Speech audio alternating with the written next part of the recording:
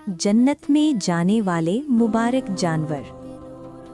जनाब नबी करीम सल्लल्लाहु अलैहि वसल्लम की ऊँटनी, हज़रत यूनुस अलैहिस्सलाम की वेहिल मछली, हज़रत सालेह अलैहिस्सलाम की ऊँटनी, हज़रत इब्राहीम अलैहिस्सलाम का बछड़ा,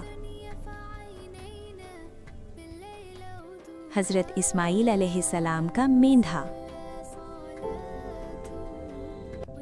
हज़रत मूसा अलैहिस्सलाम की गाय, हज़रत उज़ैर अलैहिस्सलाम का गधा,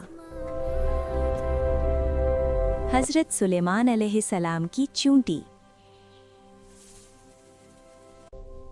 हज़रत सुलेमान अलैहिस्सलाम का हुदहुद,